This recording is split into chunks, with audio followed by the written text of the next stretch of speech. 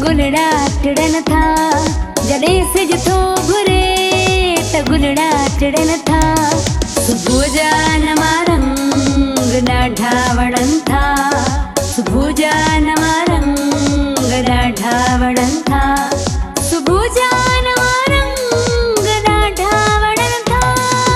Morning at PTV national, morning at PTV national, morning at PTV national, morning at PTV national. बिस्मिल्लाहिर्रहमानिर्रहीम। डे पर डे जिते जिते बि पीटीवी ऐं पीटीवी नेशनल ॾिसण वारा आहिनि उन्हनि सभिनी खे सायरा अली ख़ान जो सिक भरो सलाम क़बूल हुजे। जीअं त तव्हांखे ख़बर आहे हमेशह वांगुरु असां नए टॉपिक, नए सोच, नए उमंग ऐं नई ख़ैर ख़्वाही सां तव्हांजे साम्हूं हाज़िर थी वेंदा आहियूं, हिकु नई कहाणी खणी, हिकु नई सोच खणी। अॼु बि हिकिड़ी मूं वटि सोच, सम्झ, अक़ुल, शऊर जीअं हमेशह वांगुरु चवंदी आहे त हिकु फ़क़ीर हुयो, रस्ते ते बीठो, पाणी हुन में पहलो रस्ते ते। हाणे सोचे पियो त रस्तो कीअं पार कयां। जॾहिं रस्तो पाणी ख़तमु थिए त आउं वञा, ॿिए माण्हू अची पुछोसि त यार तूं एतिरी देरि बीह रहंदे, तंहिंखां सुठो कोन्हे त तूं पार करे खे। उते त न ई पाणी ख़तमु थींदो। हुन पाणीअ मां मतिलबु अगरि पाण बारीकीअ सां सोचूं त लाइफ में हडल्स, मुश्किलूं, मुश्किलात सभु हूंदा आहिनि, पर उन जो मक़सदु इहो त कोन्हे असां हुन इंतज़ार में ई सुकी ख़तमु थी वञूं। सो हमेशह चवंदा आहिनि उन हडल्स खे पार असां पाण कंदा आहियूं। लाइफ खे अॻियां वधाइणो आहे त हर शइ खे फॉरगेट इट करिणो आहे। ठीकु आहे, थी वेंदो, करे वठंदासीं, थियणु घुरिजे ऐं कंदासीं। इहा ई ज़िंदगीअ जी आसानी आहे। ॿियनि जे लाइ आसानियूं पैदा कयो त तव्हांजे लाइ पंहिंजे लाइ बि आसानियूं पैदा थींदियूं। सो पंहिंजी लाइफ खे एॾो थधो, एॾो मिठो, एॾो सुठो रखो जो रस्ता पाण ई निकिरी अचनि। सिर्फ़ु सोच खे वसी करिणो आहे ऐं ज़िंदगी आसान करणी आहे। सो हलूं था मुंहिंजी दोस्त आबदा जी तरफ़ ऐं पुछूंसि था त आबदा, ओहो वाह वाह, चापू शापू पयूं आहिनि। अस्सलाम वालेकुम। वालेकुम अस्सलाम। कीअं आहियो? ॾाढा फ्रेश था लॻो अॼु तव्हां। गुल गुलड़ा, हाय हाय हाय, थोरो अंदाज़ चेंज हुजे, स्टाइल चेंज हुजे। सो सोचूं पिया त आबदा खां पुछूं हिन रेसिपी जे बारे में। अॼु असां ठाहियूं था मटन जी कढ़ाई, जंहिंमें मां गोश्त खे बॉइल करे आई आहियां, छो त एतिरो वक़्तु ख़ैर असां वटि हूंदो आहे, पर पोइ बि मुक़ाबिलो थोरो सख़्तु हूंदो आहे, त जंहिंजे करे इहो ज़रूरी आहे त जेकॾहिं गोश्त आहे या मटन आहे त उहो बॉइल करे हुजे। अच्छा, हिन में मसाला जेके आहिनि से कुटियल इस्तेमालु था कयूं। कुटियल धाणा आहिनि ऐं कुटियल ई ॻाढ़ा मिर्च ई आहिनि। इन सां गॾु असां हिन में ऐड कयूं था मेथी सुकल। इहा कढ़ाई में ॾाढी मज़ेदार लॻंदी। साबित गरम मसालो आहे, लूणु आहे ऐं इन सां गॾु टमाटा त तव्हां विझी सघो था, पर मां थोरो इन खे बि शॉर्ट कई आहे रेसिपी ऐं मां हिन में टमाटनि जो पेस्ट शामिल कंदमि। इहो बि सही आहे। त उन में कुकिंग में असांखे एतिरो वक़्तु न लॻंदो ऐं असां हिन खे जल्दी कुक करे ॾींदासीं। चेंज डिफरेंट थींदी न, त उन में इहो मज़ो ईंदो कि माण्हुनि खे ख़बर पवंदी त वैरायटी ईअं चेंज बि थींदी आहे। बिल्कुलु, त टमाटो त कचो ई टमाटो विझे, ईअं प्योरी बि इस्तेमालु करे सघो था। ऐं तव्हांजी ईअं कढ़ाई जल्दी तयार थी वेंदी। हा, मिंट थी वेंदा। इन सां गॾु नान कड़क कड़क घुराए, इन सां गॾु मां हिन में ऐड कंदमि खोड़ सारी अदरक। अदरक तमामु सुठी वेंदी आहे कढ़ाई में। धाणा ऐड कंदासीं, सावा मिर्च जेके कढ़ाई जी पहचान आहिनि, ऐं इन सां गॾु न थूम बि मां हिन में शामिल कंदमि। ऐं ॿी ॻाल्हि इहा त लीमन खे स्लाइसिस करे ऐड कंदासीं लास्ट में, उहे बि मज़ेदार लॻंदा आहिनि ॾाढा। अॼु चेंज खाईंदासीं। हा, त हा, थोरो ऑयल गरम बि थियणु शुरू थी वेंदो त मां हिन में ऐड थी कयां साबित असांजो जेको गरम मसालो आहे उहो ऐड कंदासीं, जंहिंमें जीरो आहे ऐं वॾा फोटा आहिनि, हिकिड़ो मां नंढो फोटो शामिल कयो आहे, ऐं इन सां गॾु गॾु तेज़ पतो ऐं दालचीनी। अच्छा, इन सां गॾु ई मां हिन में हे गोश्त ऐड थी कयां। इन खे थोरो फ्राई बि कंदासीं, छो त इन खे मां थोरो बॉइल कयो आहे ऐं असांजा थोरी इन जी हीक बि ख़तमु थी वेंदी। ऐं उहे घर भाती जेके असां जूं भेनर जेके आहिनि से वर्किंग वुमेन आहिनि, उन्हनि खे बि खपे त जेकॾहिं गोश्त घणो इस्तेमालु थिए थो त बॉइल करे रखनि या एटलीस्ट हाफ डन करे रखनि, त उहो जल्दी पची वेंदो। न त असां चिकन इन करे बि पचाईंदा आहियूं त पची जल्दी वेंदी। अच्छा, बॉइल जब कबो आहे त छा ओॾीमहिल लूणु विझे या लास्ट में विझे? बॉइल कंदे वक़्तु बि विझणु सुठो आहे, छो त उहो हिकिड़ो जेको फीको हूंदो आहे न, उहो न रहंदो आहे। पोइ स्टार्ट में जेको विझी थो छॾे त उन में ठेकी वञे थो। बिल्कुलु को मसलो न आहे, बल्कि थूम ऐं अदरक, थोरो गरम मसालो ऐं बसर, भले इहो तव्हां विझी रखो ऐं उन खां पोइ हुनखे बॉइल कयो त ॾाढो सुठो ज़बरदस्त बॉइल थींदो। हाणे गरम मसाले सां गॾु असां हिन खे थोरो फ्राई कंदासीं। ठीकु, हिन खे थोरो फ्राई कंदासीं त जीअं हिन जी हीक बि ख़तमु थी वञे। ऐं मां त ख़ैर हिन खे फ्रिज में रखियो आहे, थोरी देरि थी वई, पर थोरो डीफ्रॉस्ट बि हे थी वेंदो। ऐं जॾहिं बि का शइ तव्हां फ्रीज़र मां कढो था त तमामु सुठो आहे त हुनखे कढी जेकॾहिं फ्रिज में विझी छॾियो अवल उनखे सॉफ्ट करण जे लाइ। ऐं गॾोगॾु मां हिन में ऐड थी कयां अदरक। हाँ अच्छा स्लाइसिस में। हाँ ऐसे ज्वेलिन शेप्स हाँ, ये चवंदा आहिनि इनखे कढो बिल्कुलु। अदरक लहसुन थोरी घणी अच्छा, अदरक लहसुन गॾु पइजी चुको आहे हिन में। त अच्छा इहो इहो जेको चवंदा आहिनि कुटियल विझो ऐं छा इहो फ़र्क़ु पए थो, हाँ, फ़र्क़ु पए थो। है ना? हा पिसियल विझो तो अलॻि टेस्ट ईंदो। अच्छा बॉयल कयो हूंदो ओॾी महिल तव्हां विधा हूंदो हुन में अदरक बिल्कुलु कुटियल ऐं लहसुन। उन वक़्तु असां हिन में पिसियल अदरक ऐं लहसुन जो इस्तेमालु कयो आहे ऐं हाणे जॾहिं असां हिनखे कुक था कयूं त खोड़ सारी अदरक ऐं मूंखे ॾाढी वणंदी आहे ऐं सियारे में अदरक आहे बि सुठी न गले जे लाइ वरी जेको असांखे नज़लो ज़ुकाम थी थो वञे उन लाइ बि बल्कि अदरक जी चांहि बि पीअणु खपे गले खे साफ़ करण जे लाइ। इहो वाह जो हाँ। उन में वरी पोइ शहद ऐड शहद हाँ। माखी बिल्कुलु त उहा बहितरीनु आहे जंहिं माण्हुनि खे नज़लो ज़ुकाम घणो थी थो वञे या थोरो घणो बि खाइनि था त गलो ख़राबु थी थो पए त जेको आहे सो अदरक जो इस्तेमालु कनि। थोरो हिनखे फ्राई कंदासीं उन खां पोइ मां हिन में हे ऑलमोस्ट सभु मसाला सिवाइ हिन मेथीअ जे बसि हे मेथी सावा मिर्च ऐं धाणा हे असां लास्ट में ऐड कंदासीं। बाक़ी मां हिन में लूणु ॻाढ़ा मिर्च ऐं टोमेटो पेस्ट इहो मां शामिलु कंदमि। थोरो पाणी मां हिन में ऐड कंदमि त जीअं मसालनि सां गॾु गोश्त जेको आहे सो असांजो सुठे तरीक़े सां पची वञे। गोश्त जो फ्लेवर मसालनि में ऐं मसालनि जो जेको फ्लेवर आहे उहो सुठे तरीक़े सां गोश्त में अचे। नान सां गॾु कढ़ाई ॾाढी वणंदी आहे, चपातीअ सां गॾु ॾाढी वणंदी आहे। चपाती खां वधीक हा केॾी महिल उहा सॼी चपाती वणंदी आहे केॾी महिल वरी पराठे सां पई वणंदी आहे मूड जे हिसाब सां।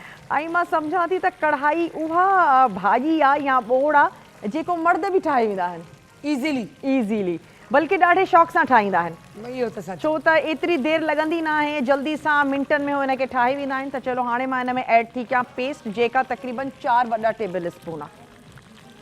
हाणे इन सां गॾोगॾु ई मां हिन में थोरो पाणी बि ऐड कंदमि त जीअं मसालनि सां गॾु जॾहिं असां हिनखे भुञंदासीं न त हे मसालनि खे बि भुञण जे लाइ पाणी जी ज़रूरत हूंदी आहे। इहो त सच आहे माना सड़ंदो पियो आहे सड़ंदो आहे बिल्कुलु।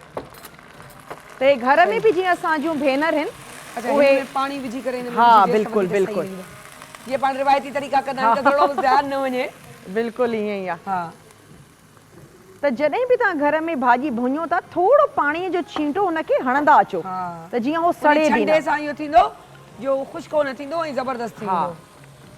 तव्हां सायरा शौक़ सां कुकिंग कंदा आहियो या मजबूरीअ सां कुकिंग कंदा हिन वक़्तु मजबूरीअ सां यकीन कर शादी खां पहिरीं ऐं सिर्फ़ु रमज़ान जे महीने में वेंदी त कंहिंखे कोन बीहण ॾींदी रोज़ो रखाईंदी बि हुअसि रोज़ो खोलाईंदी हुअसि। अच्छा पर हाणे उहे बि रमज़ान बि ॼाण आयो बिल्कुलु माशाअल्लाह ऐं गॾु बि आपदा सां बचाईंदसि इंशाअल्लाह। हिन में असां ऐड जो लूणु सही ज़बरदस्त बाक़ी हूअं जहिड़ो माना रूटीन में मुंहिंजी दिलि कोजंदी आहे। अच्छा अच्छा ऐं उनखे चवंदी आहियां भई घर सेट कयां असां नंढा हूंदा हुआसीं मूंखे यादि आहे अम्मीअ हिसे ते कमु रखिया। हा अच्छा ही छा छा विधो अथांसि हे मां लूणु ऐड कयो कुटियल धाणा ऐं कुटियल ॻाढ़ा मिर्च। अच्छा कढ़ाई में कुटियल मसालो तमामु मज़े जो थींदो आहे बजाए साबित मसाले जे। हा इहो त ऐं बि कुटियल मसालो मज़ेदार हूंदो आहे। हा मज़ेदार हे मां इन्हनि मसालनि खे चवंदी आहियां हे असांजा जादुई मसाला आहिनि। पिसियल विझो अलॻि टेस्ट आहे कुटियल विझो अलॻि टेस्ट आहे साबित विझो स्टू वग़ैरह में उनजो ज़ाइक़ो अलॻि आहे। तव्हां हिनखे भुञी करे इस्तेमालु कयो था त उनजो टेस्ट अञा बि डिफरेंट आहे। त हे असांजा जेके मसाला आहिनि तमामु बहितरीनु आहिनि ऐं हर देसी खाने में असां इन्हनि खे ई विझूं था कॾहिं अवल कॾहिं पोइ कॾहिं भुञी कॾहिं साबित ऐं इन्हनि जो टेस्ट जेको आहे सो डिफरेंट थी थो वञे। चलो हे मां हिन में ऑलमोस्ट तमामु मसाला विझी छॾिया आहिनि। थोरी मां हिन में हेड बि शामिलु थी कयां उहो असांजो मसाले जो बॉक्स खणी था वठूं ऐं हेड बि हिन में थोरी हाफ टी स्पून। हिकु त हेड सां न कंहिं बि भाॼीअ जो कलर ॾाढो सुठो ईंदो आहे ऐं ॿी ॻाल्हि इहा त हेड आहे बि सुठी एंटीसेप्टिक बि आहे। बल्कि असांजी अम्मा त जॾहिं असांखे नंढपण में धकु लॻी वेंदो हो न त सरेह जे तेल में हेड खे पचाए उनजो लेप कंदी हुई। इहो सच आहे ॿुधायमि ते न त पोइ छा थींदो जो को बि कमु ईंदो अम्मी चवंदी हिकिड़ो केरु बोर्ड ठाहे छॾे त केरु सफ़ाई जो कमु त छो जे अम्मीअ सां नी न छो जो आदमीअ केॾी महिल मेट ईंदी केॾी महिल छुटी बि कंदी हुई त पोइ जॾहिं छुटी वारो कमु थींदो त मम्मी चवंदी जेको आहे किचन जो कमु केरु कंदो थांव केरु मलींदो या आउं सफ़ाई करे वठंदसि।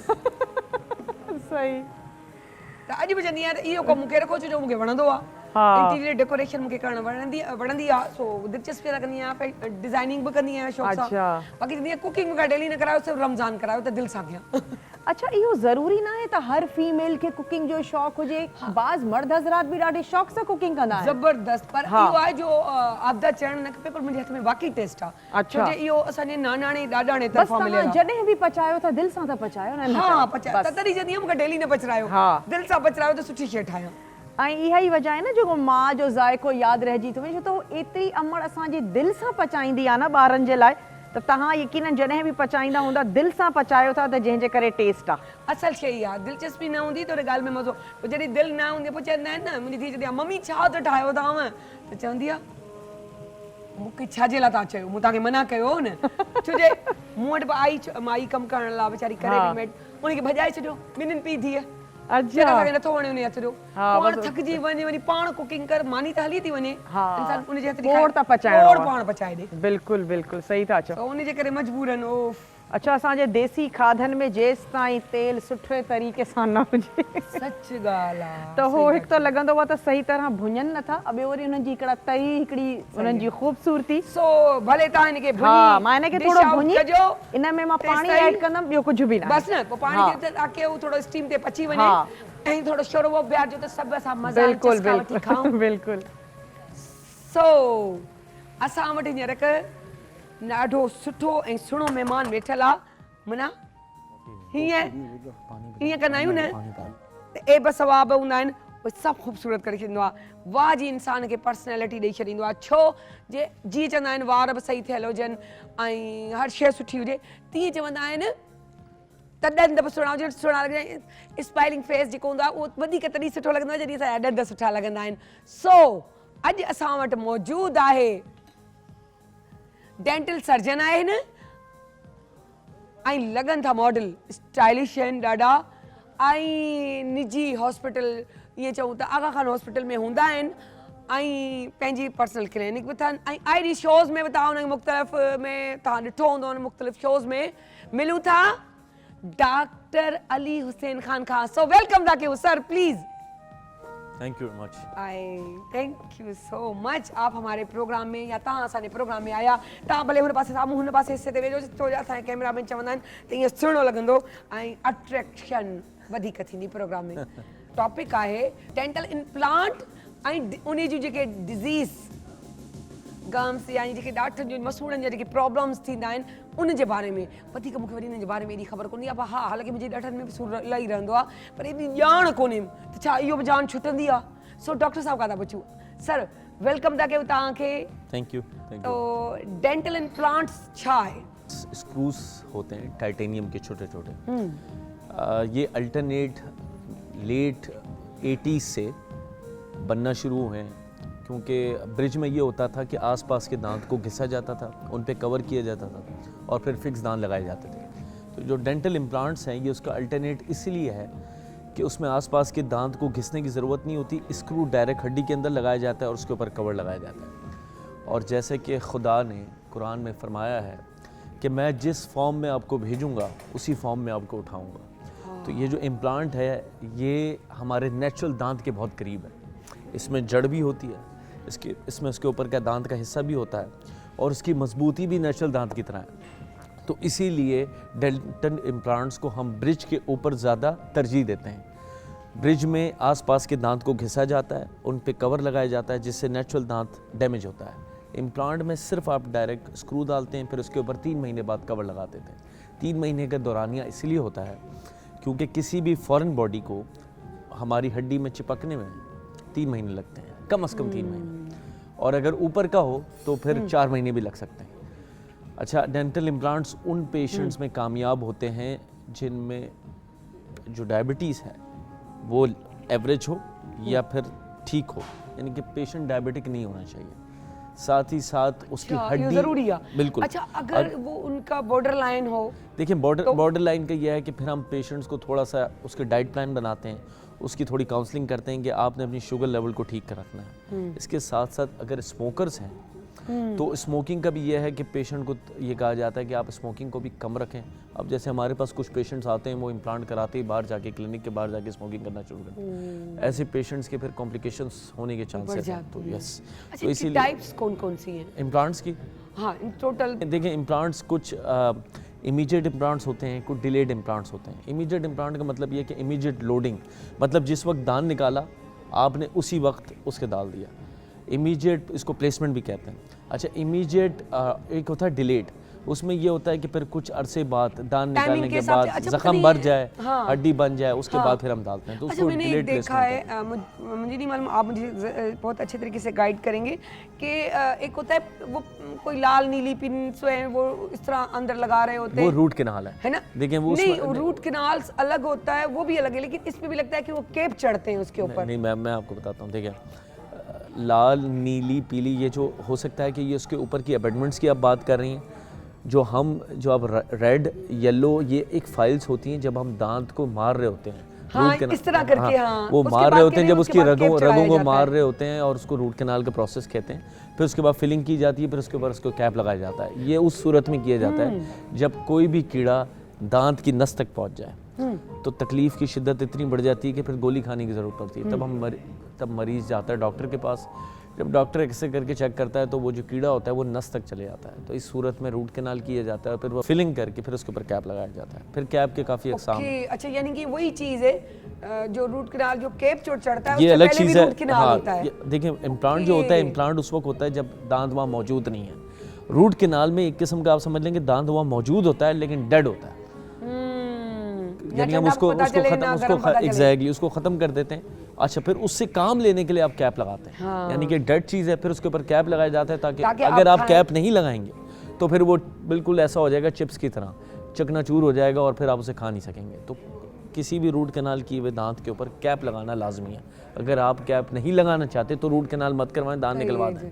अच्छा, एक तो होता है उस दांतों की सफाई करना जी, कहते हैं फिर वो करवा लो तो फिर स्मेल आती रहती है, बाद में फिर स्मेल आ जाती है, फिर बार बार करवानी पड़ती है। इसके लिए मैं ये कहता हूँ कि नहीं, मैं इसको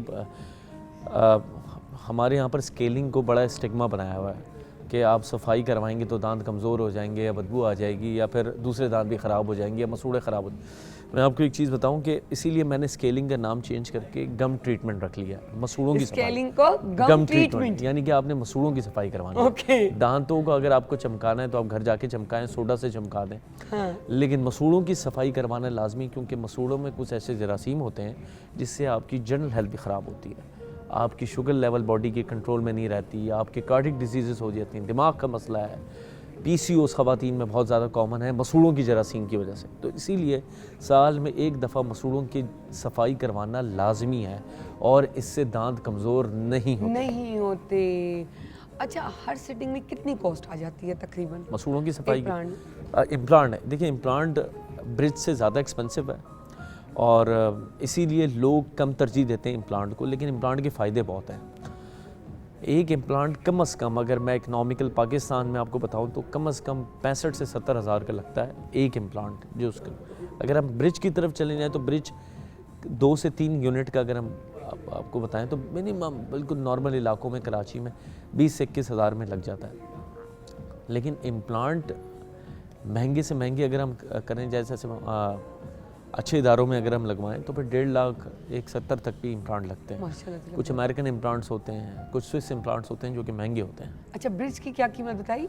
ब्रिज कम से कम 20 से 21 हज़ार रुपये, जो कि 2 से 3 हज़ार का। लेकिन ये मैं आपको बताऊँ, मैं ये उन क्लिनिकों की बता रहा हूँ जहाँ पर प्रॉपर रिकॉग्नाइज डॉक्टर बैठे हुए हैं।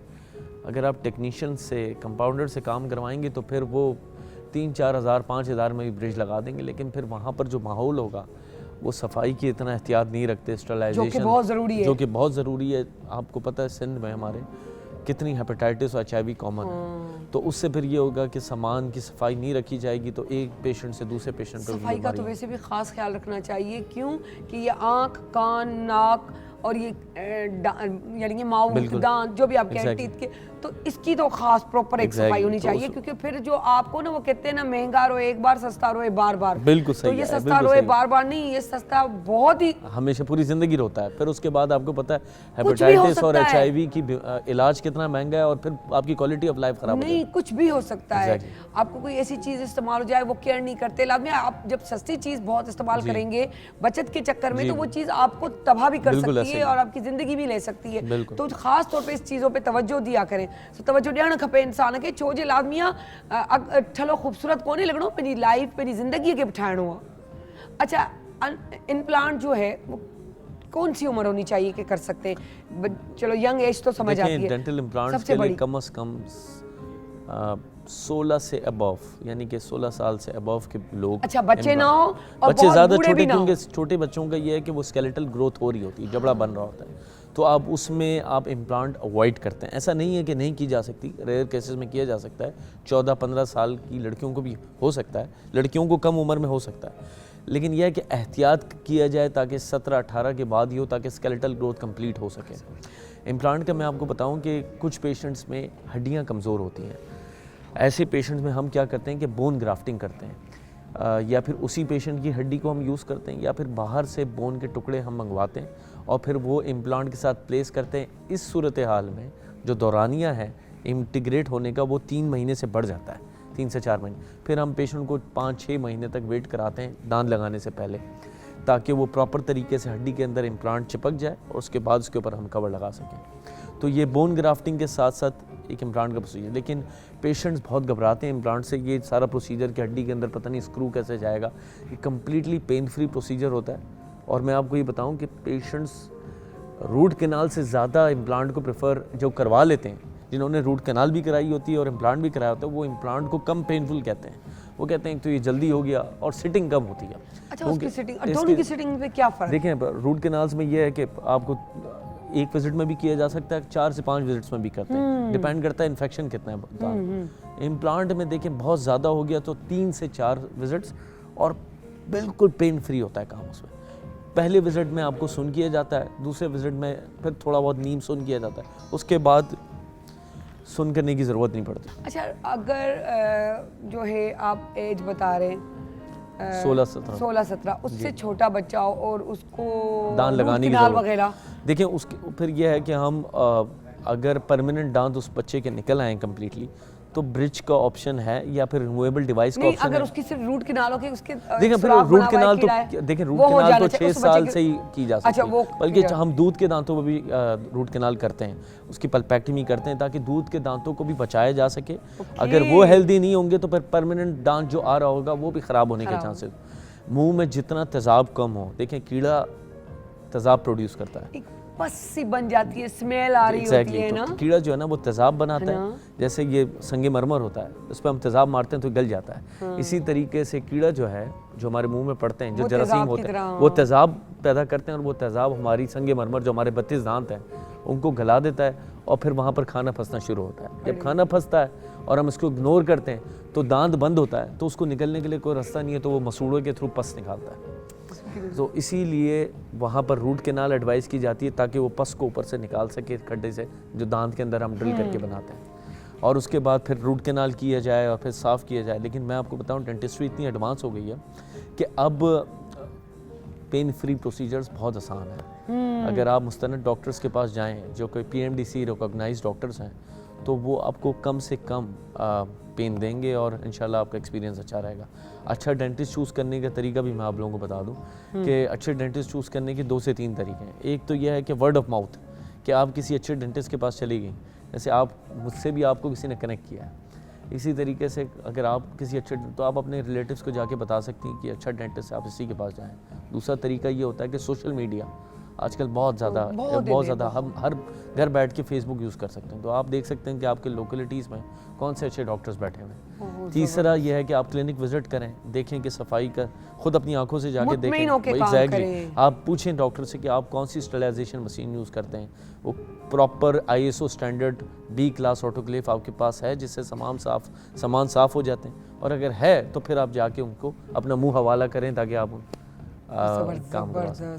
बहुत अच्छी बात। अच्छा, एक तो जो फ्रंट के दांत होते हैं, जैसे ये देखिए ये मेरा थोड़ा सा ये गिर गई थी, तो क्या ये सेट हो सकते हैं? बिल्कुल सेट हो सकते हैं। आजकल इस एरा में जरकोनिया नाम के एक कैप लगते हैं जो कि जरकून के पत्थर के बने होते हैं और उनकी जो प्रॉपर्टीज़ हैं वो बिल्कुल आपके नेचुरल दांत की तरह हैं। उनकी तमाम स्पेसिफिक ग्रेविटी, शक्ल, सूरत, मजबूती, वो सारी थर्मल प्रॉपर्टीज़ सारी आपके नेचुरल दांत से मिलती हैं। तो खुदा न खास्ता अगर आपके आगे के दांत डैमेज होते हैं तो हम पेशेंट्स को जरकोनिया के वीनियर्स जैसे आपके नेल्स हैं या फिर जरकोनिया क्राउन्स जो कि पूरे कवर लगते हैं, ये दोनों हम रिकमेंड करते हैं जो कि बिल्कुल नेचुरल होते हैं और पता नहीं चलता कि आर्टिफिशियल दांत लगे। ओह वाओ, ज़बरदस्त यार। हूँ बि ॾंद हिकु अहिड़ी शइ आहे, अलाह जी उहा नेमत आहे जिन जो एहतियात करणु बि घुरिजे। ऐं अच्छा, गम डिसीज़ जो होती है जो पैदा होती है उसकी क्या वजूहत?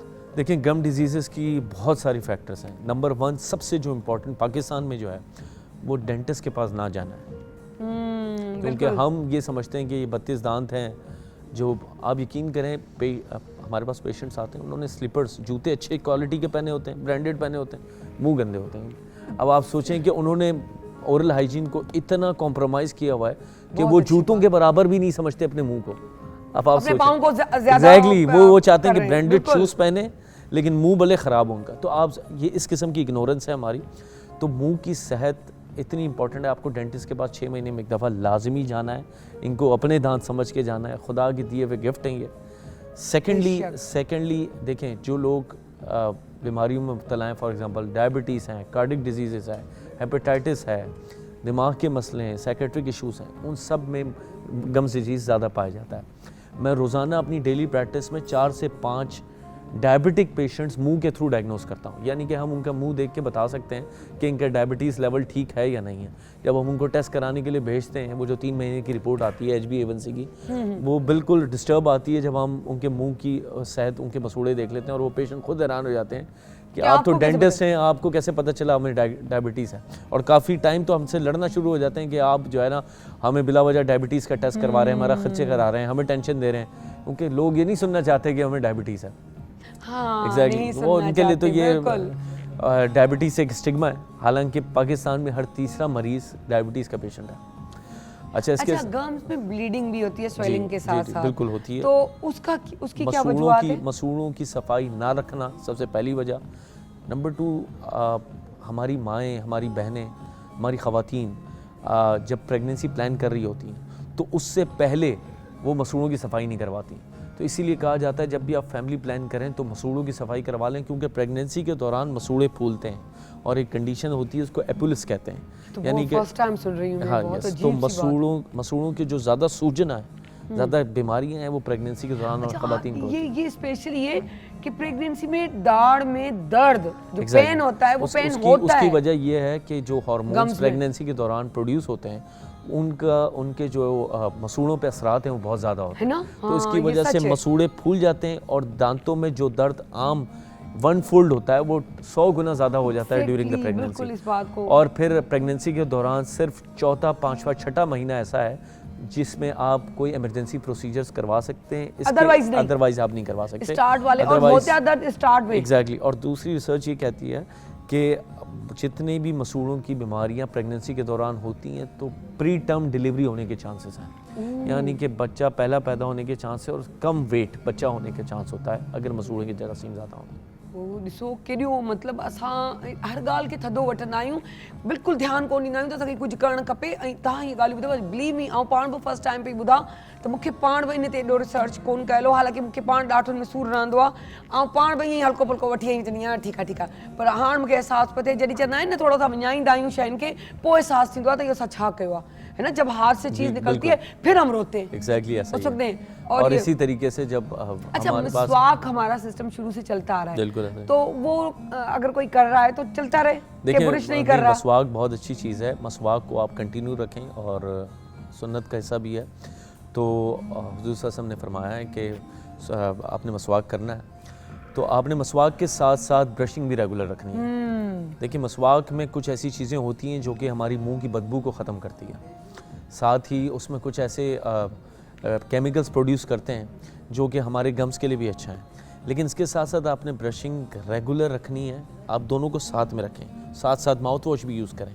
इसी तरीके से आप अपनी ओरल हाइजीन के साथ इंगेज रहेंगे। स्पेशली जो कराची में और सिंध में हम लोग पान, छालिया और गुटखा जो बच्चे और जो बड़े हजरात जो इनमें लगे हुए हैं स्पेशली, और स्मोकिंग के साथ साथ तो जब हमारे पास आते हैं लोग मुंह कम खुलने के साथ, और उसके बाद हम जब उन्हें कहते हैं कि अब आपने इस आदत से दूर भागना है क्योंकि आपने तकरीबन कदम कैंसर में रख लिया, तो उनके लिए ये चीज़ सुनना बड़ा नाकाबिल बर्दाश्त होता है और वो नहीं सुनना चाहते इस किस्म की चीज़। इसीलिए देखें ये सोसाइटी के ज़ुमरे में आता है, आप खुदकुशी कर रहे हैं, ये ऐसी चीज़ है जो आपके कंट्रोल में है, कोई ज़बरदस्ती तो आपको नहीं दे रहा। तो इसीलिए कहा जाता है कि मसूड़ों की सफाई, दांतों की सफाई रेगुलर कराई जाए। ह्यूमन साइकी ये कहती है कि कोई देखें ये जगह साफ़ है ना, अभी अगर यहाँ मैं कचरा फेंक दूंगा तो अब नहीं फिर ऐसा होगा कि हर बंदा यहाँ कचरा फेंकेगा। अगर चीज़ साफ़ होगी, दांत साफ़ होंगे, तो कभी भी आपका दिल नहीं चाहेगा कि आप गंदी चीज़ खाएं। तो इसीलिए कहा जाता है कि आपने जाके मसूड़ों की, दांतों की सफाई रेगुलर करवानी है ताकि आपका दिल ही ना चाहे कि इस किस्म की गंदी चीज़ें। Thank you so much Ali, आपने बहुत अच्छी चीज़ें बताई और वो चीज़ें बताई जिसके बारे में हमें वाकई रियली नहीं मालूम। सो बहरहाल इस बारे में हम और भी बातें गाय बगाए करते रहेंगे आपसे। So thank you so much. So break के दाव न्यू वरी ब्रेक खापो नओं सरप्राइज सा।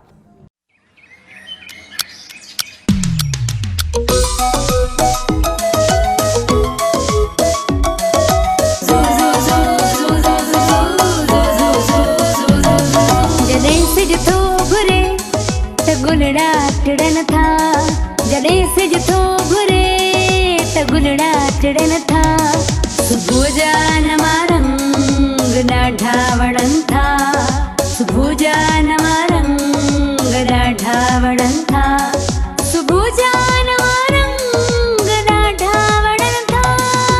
Morning at PTV national, morning at PTV national, morning at PTV national, morning at PTV national.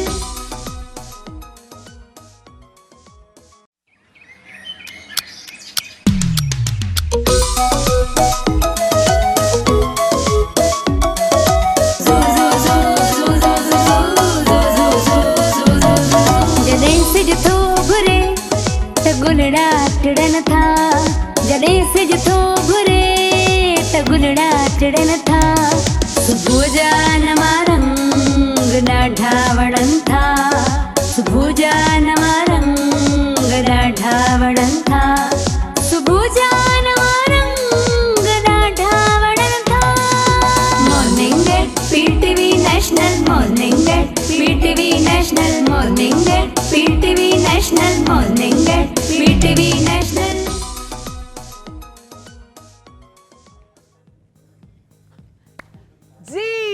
Welcome back. चयूं त सरप्राइज आईंदीस, वाकई सरप्राइज आ। जगह हिन ते वेठी आहियां, दोस्त के सामू विहारे वेठी आहियां। सो वेलकम साइमा, कीअं हो?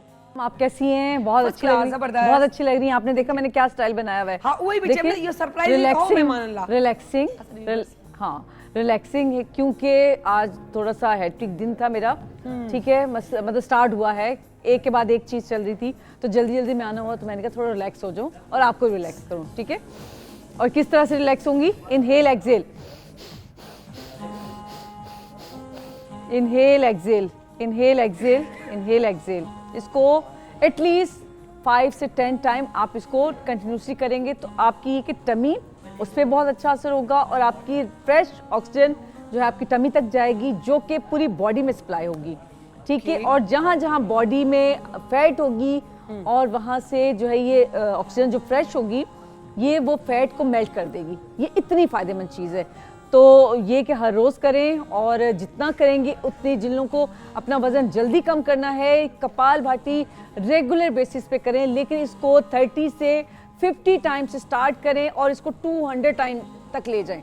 ये ब्रीदिंग इनहेल एक्सेल, लेकिन आप सही ब्रीदिंग करेंगे, यकीन करें यहाँ पे आपको बर्निंग फील होगी। ये इसकी पहचान है, ठीक है, ये इसकी पहचान है कि यहाँ आपको बर्निंग फील होगी और जितना आप करेंगे अच्छा, उतना बर्निंग फील होगी, जी जलन जलन फील होगी, ये टमी के ऊपर, हाँ पेट में जलन फील होगी जब आप सही करेंगे, ठीक है। इसी तरह से आप अपने कूल करने के लिए एक तो ब्रीदिंग करवाई है, ये वाली पोज है बटरफ्लाई पोज। बटरफ्लाई पोज ये कि आपको हैप्पी कर देगा, आपको रिलैक्स कर देगा, आपको पुरसुकून कर देगा, आपको ये हैप्पी पोज भी कहलाता है, आपको हैप्पी कर देगा। किस तरह से करेंगे?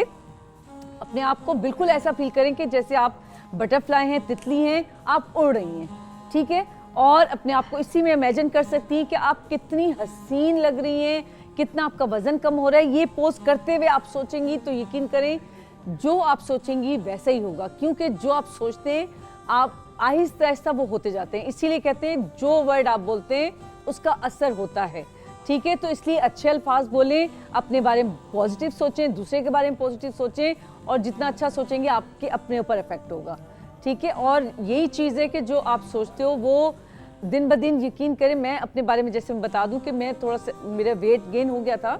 मैंने क्या किया कि रात को सोने से पहले अपने इमेजिन करती थी अपने आप को लेट के और डीप इनहेल एक्सहेल करके अपने पूरा कंसंट्रेशन अपनी नोज पे लगाती थी, ब्रीदिंग पे लगाती थी।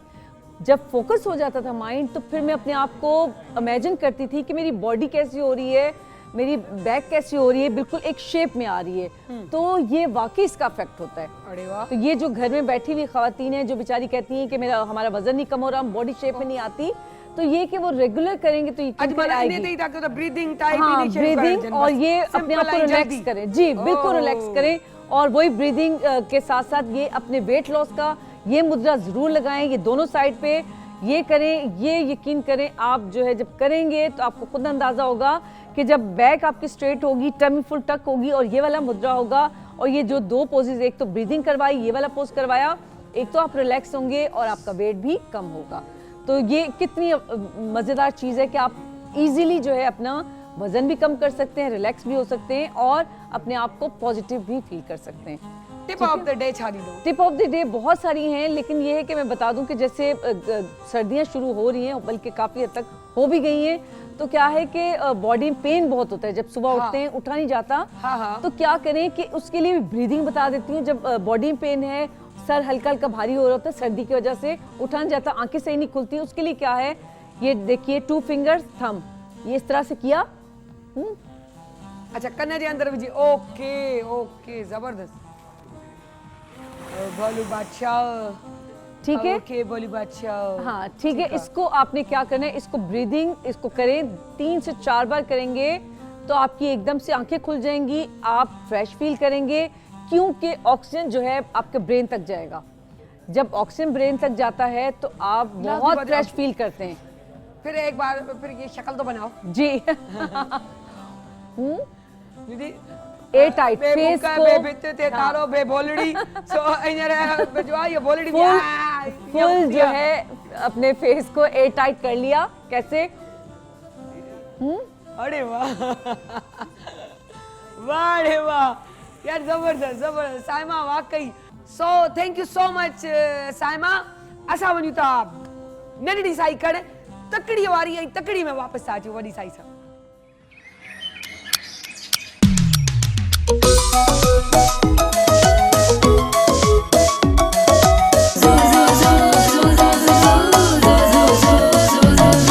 जॾहिं सिज थो घुरे त गुलड़ा टिड़न था, जॾहिं सिज थो घुरे त गुलड़ा टिड़न था, सुबुह जा नवा रंग ॾाढा वणनि था, सुबुह जा नवा रंग ॾाढा वणनि था, सुबुह जा नवा रंग ॾाढा वणनि था।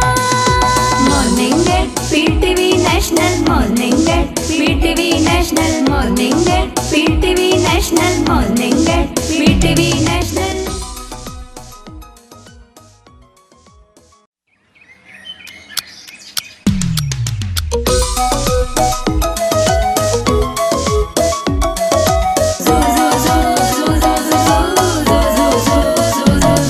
जॾहिं सिज थो घुरे त गुलड़ा टिड़न था, जॾहिं सिज थो घुरे त गुलड़ा टिड़न था, सुबुह जा नवा रंग ॾाढा वणनि था, सुबुह जा नवा रंग ॾाढा वणनि था, सुबुह जा नवा रंग ॾाढा वणनि था। Morning at PTV national, morning at PTV national, morning at PTV national, morning at PTV National. जी त साई खणंदड़ असां जो वापसि आहियूं त वॾी वॾी साई में असां तव्हां वटि आया आहियूं। Welcome back. हिकु सरप्राइज़ असां वटि हिन वक़्तु बि मौजूदु आहे। उहो सरप्राइज़ जेको हिन मीडिया खां 8 सालनि खां परते वियोली आहे, कम बैक थियो आहे त छा बैक थियो आहे। अब्बासी मां मीर तक जो सफ़र, इहो सॼो हुननि खां पुछे राज़ी। बिल्कुलु यकीनन तव्हां सम्झी विया हूंदा। मॉडल, होस्ट, एक्टर, असांजी प्यारी दोस्त, सो सॼूता किरण मीर ऐं जेकी पहिरीं अब्बासी हुई। अस्सलाम वालेकुम किरण, कीअं आहियो? ठीक ठाक, तव्हां कीअं आहियो? फर्स्ट क्लास, ज़बरदस्त। अॼु त ॿई ॿिन्हिनि जहिड़ा फ्रॉक पाता आहिनि न? बिल्कुलु, अचो अचो जी। पहिरीं पहिरीं त इहो पुछा, सुबुह साण अचणु कीअं पियो फील? इलाही सुठो पई महसूस कयां ऐं मुंहिंजे ख़्याल सां सुबुह जो जेके रिकॉर्डिंग्स हूंदियूं आहिनि इंसान खे रिफ्रेश करे छॾींदियूं आहिनि। छो जे किरण पाण बि शाम जी रिकॉर्डिंग में वेंदी आहे, शाम जो शो कंदी आहे ऐं टी टाइम शो कंदी आहे। ॾाढो ज़बरदस्त इहो टाइम बि सुबुह जो टाइम हूंदो आहे। अमूमन मूं चयो आहे त इहो टाइम जेको टी टाइम हूंदो आहे शाम जो ऐं सुबुह जो टाइम ॾाढो मिलंदड़ जुलंदड़, सिज निकिरे पियो ऐं सिज बुॾे पियो, माना ॿई कम गॾु पिया थियनि। सो कीअं पई लाइफ हले? अल्हम्दुलिल्लाह, इलाही बिज़ी ऐं ॾाढी सुठी। ॾाढी सुठी। मूं पंहिंजी इंट्रो में चयो किरण अब्बासीअ खां, यानी कि मूं उन वक़्तु किरण न वरितो, मूं चयो अब्बासीअ खां मीर ताईं जे सफ़र उन जे बारे में। हाणे किरण अब्बासीअ खां किरण मीर ताईं जे सफ़र जी थोरी जर्नी। किरण अब्बासी वारी जेका जर्नी हुई उहा ॾाढी सुठी हुई, सक्सेसफुल हुई ऐं अल्हम्दुलिल्लाह अब्बासी खां मीर वारी जेका जर्नी आहे उहा बि सक्सेसफुल आहे। हाय माशाअल्लाह, अल्लाह करे ईअं ख़ुशि आबाद रहो ऐं ज़िंदगी में। अच्छा, वरी थोरो वरी कम बैक थिया आहियो तव्हां? जी, 8 सालनि खां पोइ। 8 सालनि खां पोइ माशाअल्लाह। मूं 8 सालनि जी ॻाल्हि कई त 8 सालनि खां पोइ अचणु इहा हिकिड़ी वॾी ॻाल्हि आहे। ज़बरदस्त। वरी उहो ई वरी फ्रेश चेहरो, उहो ई वरी अंदाज़, उहो ई छो जेकी असां किरण ॾिसी शादी खां पहिरीं उहो ई किरण आहे या न चेंजिंग्स आयूं आहिनि किरण में? न, ज़ाहिर आहे इंसान में चेंजिंग्स अची वेंदियूं आहिनि शादी खां पोइ बि ऐं वरी थोरो मैच्योर थी वेंदो आहे। जंहिं टाइम मां आई हुयसि उन वक़्तु मां टीन एज में हुयसि ऐं पोइ वरी जॾहिं मां मतिलबु पंहिंजे हिकिड़े पीक टाइम ते पहुची वियसि त पोइ वरी शादी थी वई। वरी विच में मूंखे गैप ॾियणो पियो। वरी उर्दू साइड बि मां कमु काफ़ी कयो, उर्दू चैनल्स ते बि काफ़ी कमु कयो। उन खां पोइ पीटीवी जे उर्दू में काफ़ी स्टार्ट हिन जो कोन्हे पीटीवी खां, इहो सच आहे। पर इहो बि सच आहे त हिन निजी चैनल खां शुरू कयो, पर एॾो त वणियो वियो हिन जो कमु त पीटीवीअ बि हिननि खे छॾियो ऐं उन खां पोइ उर्दू चैनल्स बि छॾियो। पर पीटीवी जे उर्दू में बि तव्हां मुंहिंजे ख़्याल सां कमु करे चुका आहियो। कमु कयो, सीरीज़ कयूं आहिनि, नाटक रंग कयो आहे हिते। हा, वाकई तव्हांजी उहा जर्नी कीअं गुज़री पीटीवी जी? ॾाढी सुठी। मतिलबु मां इंस्टीट्यूट सम्झंदी आहियां पीटीवी खे ऐं हिन में को शक कोन्हे। वॾा वॾा एक्टर्स, वॾा वॾा नाला हितां स्टार थी करे निकिता आहिनि ऐं असां उन्हनि खे ॾिसंदा आहियूं, असां उन्हनि खे ॾिसी करे ई हिन फील्ड में आयासीं। इन में को शक कोन्हे त वाकई पीटीवी हिकिड़ो इंस्टीट्यूट आहे ऐं उहो इंस्टीट्यूट जेका ट्रेनिंग सिखण खां पोइ त तव्हां ते अञा बि स्टैम्प लॻी आहे त तव्हां अञा मैच्योर थी वियो। मां मतिलबु थैंकफुल आहियां पीटीवी जी जो अम्मा रोशन अता सां मिलण जो मूंखे मौक़ो मिलियो। इहा ॻाल्हि आहे। ऐं जंहिं टाइम अम्मा रोशन अता हिते कमु कंदियूं हुयूं ऐं मां उन टाइम स्टार्ट वरिती हुई पंहिंजे करियर जी। वरी जॾहिं मूंखे मौक़ो मिलियो मां हिते आयसि ऐं जॾहिं मां हिते कमकार स्टार्ट कयो ऐं मुंहिंजो मतिलबु करियर जी जेका हिकिड़ी स्टार्ट जेका थी, सम्झो त अम्मा जे हिकिड़ी दुआ सां थी।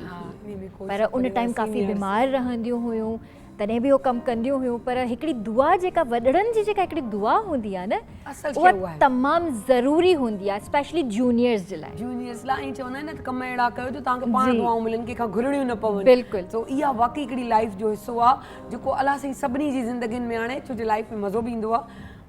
ॿियो ॿुधायो, अॼुकल्ह तव्हां कयो पिया त के प्रोजेक्ट्स को पीटीवी खां या निजी खां के कमनि में आयो या सिर्फ़ु हिकिड़ो ई चीज़ आहे? बसि हिकिड़ो लाइव शो कंदी आहियां मंडे टू फ्राइडे, जुमे सूमर खां जुमे ताईं 4 खां 6 कंदी आहियां। हिकिड़े निजी चैनल ते कयां थी ऐं उन खां अलावा फ़िलहाल त कुझु बि न, एक्टिंग वग़ैरह त न, जस्ट होस्टिंग ई कयां थी। ज़बरदस्त ज़बरदस्त।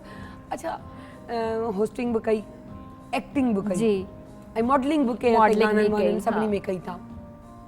कहिड़ो एक्सपीरियंस कंहिं शइ सां रहियो ऐं कंहिंमें वधीक मज़ो आयो? मुंहिंजी जेका स्टार्ट थी आहे उहा एक्टिंग खां ई थी आहे ऐं मॉडल बाय चांस थी वई हुअसि। मूंखे कोई शौक़ु कोन हुयो मॉडलिंग करण जो, पर इतफ़ाक़ अहिड़ो थियो कुझु सॉन्ग्स वग़ैरह में ताहिर अराई साहब जी महिरबानी, मरहूम ताहिर अराई साहब, मां उन्हनि जी थोराइती आहियां ऐं अॼु उन्हनि जो नालो मां हिते फ़ख़्र सां खणणु चाहियां थी, छो जो उहो निजी चैनल जो हिकिड़ो वॾो नालो आहे ऐं उन्हनि तमामु बहितरीनु जेको आहे कमु कयो आहे पंहिंजी करियर में। जी, सो बसि उन्हनि ऑफर ॾिनी त मां कंहिं वीडियो शूट्स कया उन्हनि मुंहिंजा ऐं मां उते मॉडलिंग कई, पर मूंखे उन में एतिरो ख़ासि मज़ो न आयो।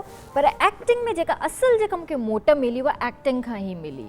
असल जेका किरण अब्बासी थी उहा एक्टिंग खां थी। अच्छा, ही होस्टिंग में आया त पोइ ही कीअं तव्हां वरी अचानक इरादो कयो त मूंखे वापसि अचणु घुरिजे? होस्टिंग मां पहिरियां बि कई आहे। न हींअर मक़सदु आहे, हींअर जॾहिं तव्हां बैक थिया आहियो त पोइ कीअं दिलि चई त मूंखे वञी होस्टिंग? एक्चुअली छा हुयो जो मां दुबई में हुयसि 4-4.5 साल उते रही आहियां। उन खां पोइ वरी जॾहिं मुंहिंजे बाबा जी बि डेथ थी वई, वरी अम्मी अकेली थी वई सफ़ा बाबा जी डेथ खां पोइ, ऐं मां बि पाण डिप्रेशन में हली वियसि सफ़ा। त उन जे करे पोइ मूंखे बि थोरो चेंज ओवर खपे पियो ऐं मां इहो सोचियो त मां कुझु जॉब कयां, पर मूंखे हस्बैंड जी तरफ़ां जॉब जी परमिशन न हुई। ऐं पोइ वरी जॾहिं मूंखे ऑफर आई हिकिड़ी होस्टिंग जे शो जे लाइ, त पोइ मां पंहिंजे हस्बैंड खे मतिलबु कन्विंस कयो ऐं पर हुननि पाण बि मूंखे चयो त न तूं कर, तुंहिंजो हिकिड़ो नालो आहे ऐं तुंहिंजी हिकिड़ी सुञाणप आहे, पंहिंजी सुञाणप ख़राबु न कर। अॼु बि माण्हू तोखे स्क्रीन ते ॾिसणु चाहिनि था। यकीनन, बिल्कुलु था ॾिसो न, हाणे तव्हां आया त कीअं असां तव्हांखे कैप्चर कयोसीं त तव्हांखे अचणु घुरिजे, छो जो तव्हां पीटीवी जो तव्हां बि हिकु हिसो ई आहियो ऐं लाइफ में इहे चेंजिंग बि ज़रूरी आहिनि, छो जो अप एंड डाउन्स बि अचनि था लाइफ में, पर चवंदा आहिनि न त हर अंधेरे खां पोइ सवेरो त आहे न, इन में त कोई शक कोन्हे। ॿियो ॿुधायो त अॼुकल्ह मतिलबु नंढड़ा ॿार आहिनि माशाल्लाह, घणा बचड़ा आहिनि तव्हांखे? हिकिड़ी बेबी आहे मुंहिंजी। हिकिड़ी बेबी आहे तव्हांजी, पोइ उनखे उहा कीअं आहे, मतिलबु उन में उनखे तव्हांखे ईअं चओ त किरण जो बचपन जो अक्स नज़र ईंदो आहे? बिल्कुलु आहे, मतिलबु मूंखे ईअं लॻंदो आहे त मुंहिंजो हिकिड़ो परछाई न हूंदी आहे, हिकिड़ी परछाई आहे ऐं बसि इहो आहे त उनखे मीडिया लाइफ खां इलाही परे रखियो आहे। नंढड़ी बि आहे, 5 सालनि जी, हाणे दिसंबर में हिन ई महीने थियण वारी आहे। पर मुंहिंजे हस्बैंड मूंखे इहो चयो त बसि मीडिया में हिकिड़ी ई असांखे एक्ट्रेस खपे थी, ॿी नथी खपे। ज़बरदस्त हलो, उहो त इंसान जी पंहिंजी लाइफ आहे, पंहिंजो स्टाइल आहे, उहो करणु बि खपे। आफ्टर मैरी त तव्हांखे उहे बि पंहिंजे हस्बैंड जी सभिनी खे ॿुधणु खपे, छो लाइफ ठहंदी हुन सां आहे, छो जे अच्छा हिकिड़ी एक्सपीरियंस त शेयर कयो पंहिंजो रोशन अता सां तव्हां कयो, घणा साल थिया आहिनि, माना केतिरो पहिरीं तव्हां अची चुका आहियो, माना 12 साल 14 साल? मां जेका स्टार्ट वरिती ही अॼु खां 12 साल पहिरीं वरिती जी। त उन दौरान तव्हां त उहो माना ॾिठो हूंदो मंज़र, तव्हां आया हूंदा, जीअं हाणे सभु उन वक़्तु लंच बॉक्स ॾाढो मशहूरु हूंदो, जेको आउं हमेशह पंहिंजे प्रोग्राम में ज़िक्र कंदी आहियां, त उहो सभु ठाहे खणी ईंदा, गॾु वेही खाइणु हूंदो, लाज़मी रिकॉर्डिंग्स हलंदी, कचहरियूं हलंदियूं, तुंहिंजो सीन मुंहिंजो सीन, हिकिड़ो फैमिलीअ वांगुरु। ख़ैर अॼु बि उहो ई आहे, पर असांजा उहे सीनियर्स जेकी गुज़ारे विया आहिनि, जहान छॾे विया आहिनि, उन्हनि जी कमी त महसूसु थींदी आहे, पर अॼु बि उहे सीनियर्स अचनि था त उनजो मज़ो ई पंहिंजो आहे। बिल्कुलु आहे। ॿियो मतिलबु एक्टिंग तव्हां कई, एक्टिंग त कई, पर इहो ॿुधायो त को अहिड़ो कैरेक्टर जेको ज़हन ते रहिजी वियो हुजे, या उहा होस्टिंग, या ईअं चऊं त उहो को इंटरव्यू जेको ज़हन ते छाप छॾे वियो हुजे? न, इंटरव्यू ऐं मतिलबु होस्टिंग अहिड़ी का छाप न छॾी, पर हा हिकिड़ो मुंहिंजो निजी चैनल ते ई हिकिड़ो कैरेक्टर हुयो, ॾाढो मुंहिंजो फेमस थियो हुयो ऐं वफ़ा उन में कैरेक्टर जो नालो हुयो, ज़हीर मीरजत उनजो डायरेक्टर हुयो, सोप हुयो, कोरो काग़ज़, 2 भेनरुनि जी कहाणी ही, शिफ़ा ऐं वफ़ा, 2 भेनरूं हुयूं, माउ पीउ न, 2 पॉज़िटिव आहिनि, पर वो अहिड़ो पॉज़िटिव कैरेक्टर हुयो जंहिंमें हिकिड़ो सीन हुयो जो एतिरियूं ग़रीब छोकिरियूं आहिनि जो घर जो रेंट पे नथियूं करे सघनि, मालिक मकान उन जे पोयां पयल आहे, जो मजबूरी में पंहिंजी भेण जी इज़त जी हिफ़ाज़त करण जे लाइ हो छोकिरी पाण चौराहे ते निकिरे थी ऐं पंहिंजे मतिलबु गले में हिकिड़ो बैनर थी हणे ऐं चवे थी त कोई आहे जेको मूंखे ख़रीद करे। मतिलबु एॾो पावरफुल कैरेक्टर हुयो जो मां चवां थी त उहो मां अॼु ॾींहं ताईं मां अहिड़ो को कैरेक्टर नाहे कयो। ऐं उहा रिकॉर्डिंग मूंखे अॼु बि यादि आहे, कामरान चौरंगी ते कईसीं, परे कैमराज़ हुया ऐं माण्हू जमा थी विया न लाइव माण्हू ॾिसनि पिया त छोकिरी शायदि वाकई का परेशान आहे सच को कैरेक्टर आहे हुननि खे ख़बर ई न आहे त असां शूट था कयूं गाॾियूं बीह रहियूं हिकिड़ी इतफ़ाक़ सां मज़ो अहिड़ो थियो जो हिकिड़ी गाॾी में हिकिड़ी NGO वारी हुई उन मूंखे सॾु कयो चई इधर आओ मां चयोमांसि नहीं मैं नहीं आऊंगी चई इधर आओ मां चयोमांसि नहीं मैं नहीं आऊंगी नेठ पाण आई आहे मूंखे ख़बर ई त रिकॉर्डिंग थी थिए आई या मूं वटि चई थी क्या मसला है तुम्हारे साथ तुम मेरे साथ चलो चयोमांसि मैम रिकॉर्डिंग चल रही है सामने कैमरे लगे हुए हैं वो चवे थी तो यार तुम लोगों की वजह से जो है ना हर लड़की परेशान हो जाती है न पर हाणे इहा रियलिटी बि न इहा त तव्हांजे लाइ ऑनरेबल ॻाल्हि आहे त माना के ईअं सम्झो त इहो सच पियो थिए ऐं माना ओॾी महिल ॾिसो न कंहिं तरीक़े सां NGO वारा आहिनि या ॿिया के माण्हू आहिनि मदद लाइ कोशिशि त कनि था न छो जो हिकिड़ी ॻाल्हि त पंहिंजे पाकिस्तान जी ॾाढी सुठी आहे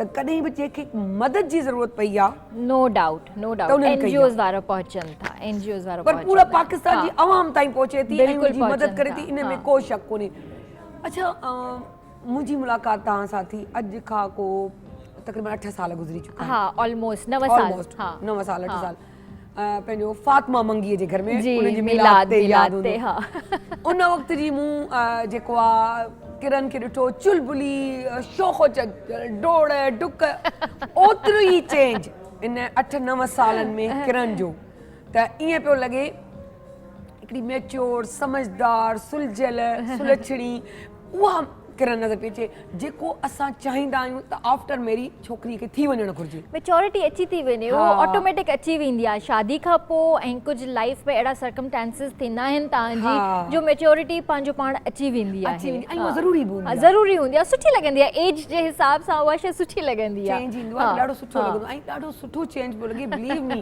मूं उन किरन खे ॾिठो ऐं अॼु जी किरन खे बि ॾिसां ऐं इन दौरान जो सफ़र ॾाढो सुठो बहितरीनु सफ़र आहे अच्छा हिन फील्ड में माशाल्लाह दोस्ती बि उन वक़्तु लाज़मी आहे तव्हां हुते बि दोस्ती जी दावत ते आया त छा अहिड़ियूं दोस्तूं आहिनि जेके अॼु ताईं उन्हनि मां क़ाइमु आहिनि तव्हांखे मां सीरियसली अगरि तव्हांखे मां ॿुधायां त तव्हां हैरान थींदा मां जेका दोस्ती सलाम दुआ मुंहिंजी अॼु बि सभिनीनि सां सुठी आहे पर मां कंहिंसां क्लोज़ न थियसि ऐं उनजो बेनिफिट इहो आहे त मां सम्झंदी आहियां त मीडिया जी जेका दोस्ती हूंदी आहे उहा लिमिटेड ई माण्हू रखे त सुठो आहे मुंहिंजो बेस्ट फ्रेंड मुंहिंजो बाबा हुयो मुंहिंजी बेस्ट फ्रेंड मुंहिंजी अम्मी आहे ऐं हाणे मुंहिंजो बेस्ट फ्रेंड मुंहिंजो हस्बैंड आहे मूंखे कंहिं दोस्त जी ज़रूरत ई न पई लाइफ में छो जो सॼी शेयरिंग उन्हनि सां थी थी इंसान दोस्त रखंदो आहे शेयरिंग लाइ पंहिंजी फीलिंग्स जेको हा त लाज़मी आहे हाणे शादीशुदा आहियो ऐं उते ई उहे कैटेगरीज़ थींदियूं आहियूं त अम्मी बाबा वरी उन खां पोइ हिकदमि हस्बैंड अची वियो त पोइ लाज़मी आहे पोइ त ज़रूरत ई कोन्हे इन शइ जी सो वाकई ॾाढो मतलब सुठी ॻाल्हि आहे यार इहो हुजणु खपे सलाम दुआ अॼु बि सभिनीनि सां सुठी आहे कोई मिलंदो आहे सुठे तरीक़े सां सलाम दुआ कंदा आहियूं पर क्लोज़ मां कंहिंसां कोन थियसि अच्छा शादी जो कीअं इहो सीन कीअं थी वियो अचानक कीअं शादी करी अचानक लव मैरिज लव कम अरेंज चई सघिजे थी कीअं ॿुधायो न ॾाढी इंट्रस्टिंग स्टोरी आहे छो त मुंहिंजो जेको हस्बैंड आहे उहो एक्चुअली बाबा जे फ्रेंड जो पुटु आहे ऐं मूंखे हिन शइ जी ख़बर कोन हुई हुन मूंखे अप्रोच कयो मां हिकिड़ो उन टाइम सोप करे रही हुअसि नूहराणी अली अकबर पठान जो हुयो ऐं ॾाढो फेमस थियो हुन में मुंहिंजो नेगेटिव कैरेक्टर हुयो ॾाढो फेमस सोप थियो हुयो उहो त किथां हुन मुंहिंजो नंबर हथु कयो ऐं पोइ मूंखे कॉल्स कंदो रहंदो हुयो तंग कंदो रहंदो हुयो ऐं मां ॾाढी इरिटेट थींदी हुअसि मां नेट पंहिंजे बाबा खे वञी चयो त हिकिड़ो माण्हू आहे जेको मूंखे ॾाढो तंग थो करे पियो ऐं हुनजो ही नालो आहे त बाबा खिलियो चयईं त मूंखे लॻे थो त ही उहो ई माण्हू आहे मुंहिंजे फ्रेंड जो पुटु आहे मां चयो न बाबा ईअं थी नथो सघे चयईं हा मूंखे लॻे थो इहो उहो ई आहे पर पोइ वरी जॾहिं बाबा खे ख़बर पई त इहो उहो ई माण्हू आहे ऐं पोइ बाबा पंहिंजी हयाती में ई जेको आहे शादी कराए छॾी बाबा खे ॻाल्हि वणी वई त बाबा इहो त माण्हू अहिड़ी जॻह ते आई अगरि तोखे अप्रोच पियो करे त पोइ इहो त ज़बरदस्त कमु थींदो ऐं वाकई पोइ कीअं तव्हां सां माना हुनखे जॾहिं तव्हां मिलियो हूंदो त चए त दिमाग़ ख़राबु छो मूंखे तंग करे रखियो हुई न मूंखे चवंदो अॼु बि चवंदो आहे त मां तुंहिंजो फैन हुयसि को ईअं कोन्हे त मां जस्ट फ्रेंडशिप जे करे ई मां तोखे लाइक कयो न मां तुंहिंजो फैन हुयसि मां तुंहिंजो ड्रामो ॾिसंदो हुयसि अच्छा सुठी ॻाल्हि आहे ज़बरदस्त इहा ॻाल्हि आहे ऐं ईअं ई फैन हुजणु खपनि जेके सचाई ईमानदार हुजनि न त न हुजनि अहिड़ा फैन अच्छा जेको अब मुंहिंजे ख़्याल सां असां इहो सुवाल त करे चुका आहियूं त तव्हां होस्टिंग हिन में ॿुधायो उहो त चओ था न अहिड़ो कोन्हे बसि ड्रामो यादि रहिजी वियो रिकॉर्डिंग बि थिए थी ऐं लाइव बि थिए थो कंहिंखे प्रिफर कंदा आहियो लाइफ खे अॼुकल्ह त लाइफ खे छो जो हू टाइम डिफरेंट हुयो उन में कोई अहिड़ी रिस्पॉन्सिबिलिटी ख़ासि न हूंदी हुई हाणे वरी ज़ाहिरी ॻाल्हि आहे रिस्पॉन्सिबिलिटीज़ आहिनि ऐं जेको आहे मां लाइफ वधीक प्रिफर कंदी आहियां अच्छा नेगेटिव कैरेक्टर कया तमामु घणा है न तमामु घणा पोइ लाज़मी थींदो हूंदो त यार हीअ नेगेटिव आहे केॾा वेंदा हूंदा की बाज़ार में केरु झलींदो हूंदो यार किरण तूं एॾी नेगेटिव आहीं तोखे ईअं न करणु खपे बिल्कुलु आहे मूंखे हिकिड़ो मां उर्दू जो प्रोजेक्ट हुयो मुंहिंजो बच्चे बराए फ़रोख़्त जे नाले सां त उन में इरफ़ान मोतीवाला जी मां वाइफ आहियां ऐं मरियम अंसारी जी मां भाभी हूंदी आहियां सो जॾहिं मरियम अंसारी जे हस्बैंड जी डेथ थी वञे ऐं ॿार खणी करे उनखे पंहिंजा साहुरा कढी था छॾनि उहो पंहिंजे ऑब्वियसली छोकिरी पंहिंजे माइटनि में ई ईंदी मां उनखे घर में एंटर थियणु न ॾींदी आहियां मतिलबु उनखे उतां ई चवंदी आहियां त तूं वापसि तूं हिन घर में एंटर नथी थी सघे एतिरी हद ताईं उहो कैरेक्टर हुयो नेगेटिव जो माण्हुनि खे मतिलबु ॾाढो बुरो बि लॻो हुयो त ज़ाहिर आहे छोकिरी आहे पंहिंजे माइटनि ॾे ई ईंदी ऐं हिन जेको आहे उनखे घर में दाख़िलु थियणु न ॾिनो